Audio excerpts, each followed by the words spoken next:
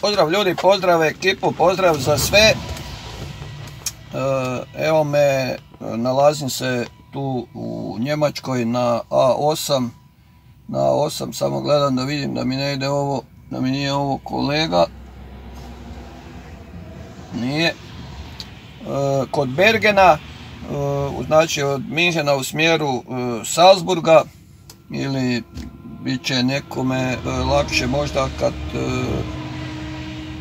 velim da to je zadnja pumpa prije granice, znači nekih 30-ak kilometara granice. I evo kako danas vidim po društvenim mrežama skaču brojke, lete fotografije, slike, ovdje 49, ovdje 47, 41. Evo, ja se moram pohvaliti da je kod mene, sad nadam se da se to bude vidjelo ovdje. Sada je, da vidimo koliko će, 20 stupnjeva je sada, 20 stupnjeva. No, evo, nadam se da se vidi ovdje još kapljice, kiša je padala, rashladilo je vani, bilo je 18 stupnjeva, pa fino, onako ugodno, bez klime. I moram reći ljudi, zato vam se i javljam i ovaj video, da mi je jako mi je teško. Jako suosjećam s vama koji se patite i mučite na tim velikim vrućinama, ali ja vam tu pomoći ne mogu, jer uvijek se veli poslije lijepog dolazi ružno, a i obratno. Znači poslije sunca dolazi kiša. Tako je ovdje bilo, jutro je bilo i kiše, pa je bilo sunca, malo pa opet kiša. Znači to je to. Nemojte se bojati, to neće trajati vječno. Znači može to trajati 3, 5, 7 dana takve temperature, ali neće trajati vječno. Držite se fino, hladite se, raslađujte se i sve će biti u redu. Evo sad kad sam već tu, da pokažem malo, vidi i ovdje s one strane benzinska, ona je puno veća, ovdje je parking samo, ja imam ovdje parking samo uz cestu, je ovako jedan red, a tamo je s druge strane veći, puno veći parking. Sada spomenem, znači kad sam već tu, da spomenem, evo, znači uz cestu sam tu, pauziram, imao sam, evo tu sam na 8 sati i 49 minuta vožnje, znači maltene do kraja, ostalo mi još, znači mogu bi na 10-ku, ali još mi je to rano za koristit. Znači parking je takav kakav je, evo uz cestu sam tu, znači po noći tu je promet velik, kamioni, fuf, to se trese, ljulja se i tak bude čitavu noć, ne bude toliki promet koliko je sada, već je sada manje, ali bude, no jednostavno neki puta si i zadovoljan, kad nađeš takav parking,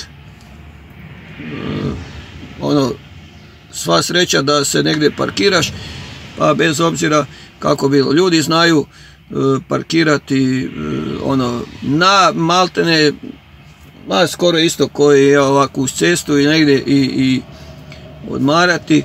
Velim, na mnoge stvari se pozornost obraća, problem zna biti minuta, 3, neko prekoračenje, međutim niko ne pita kakva je kvaliteta odmora kad si ti ovako uz cestu. Nekome to smeta više, nekome manje, meni na sreću ne smeta i ja mogu relativno mogu dobro spavati i tu, i nije mi problem. Nekome to smeta, neko se ne može odmoriti, ali velim, niko ne pita kakve su kvalitete to odmori i koliko se ljudi tu odmore i kako to onda poslije funkcionira o sigurnosti u prometu i to.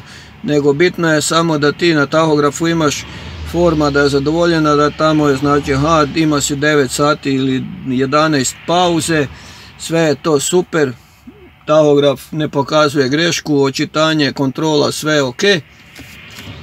Međutim, to je sve ok, ali ti nisi ko vozač ili nisi ok, jer iz dana u dan ljudi odmaraju tako i spavaju neodmoreni. Onda kad se dogodi nekakva nesreća, onda opet niko ne pita o tome, to nije nego samo jesi, nisi imao pauzu, radi čega, kako i to.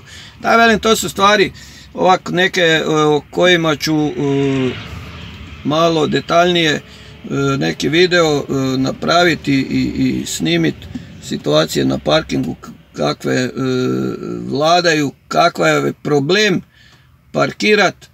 Nadam se da neću brzo skupiti te snimke, jer to bi značilo onda da budem brzo imalo i takvih problema.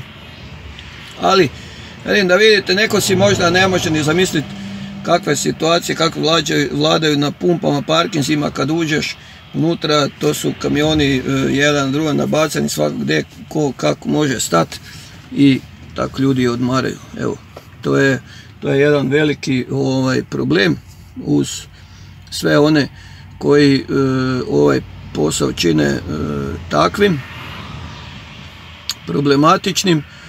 A velim, ima već davno kad sam snimal tih nekih, ja sam 5 problema detektirao koji su onako po meni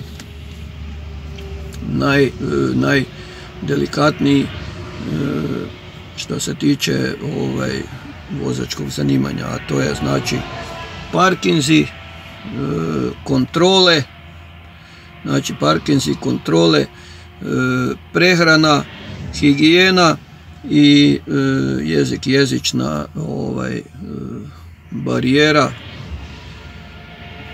To je, velim, to su onako 5 problema po meni s kojima se vozači najviše muče.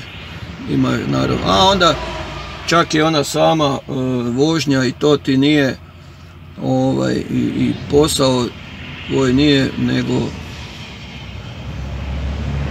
još uz to idu onda utovari, istovari, u stvari uz onaj tvoj rad, vožnju, imaš još tamo te utovare, istovare, tegljenje robe i tako, to su te stvari. Evo ljudi moji, ovako za jedan ovako video malo da spomenem gdje sam, kud putujem i tako. Znači vraćam se, idem prema Ljubljani. Naravno jučer sam iz Italije krenuo sam iz Rijeke, pa onda tu za Njemačku istovar, utovar i za Ljubljanu, sutra u Ljubljani istovar, pa dalje kako bude.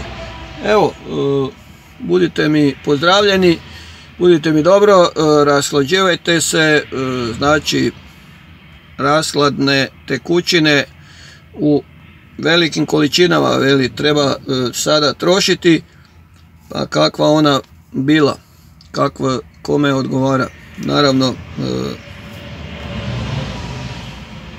za nas vozače, oni mnoge bi popili, ali jednostavno treba to reći, da to ne dolazi u obzir dok si za volanom i tako, nekakav alkohol, a pogotovo ne u nekim količinama, a zna se i toga vidjeti.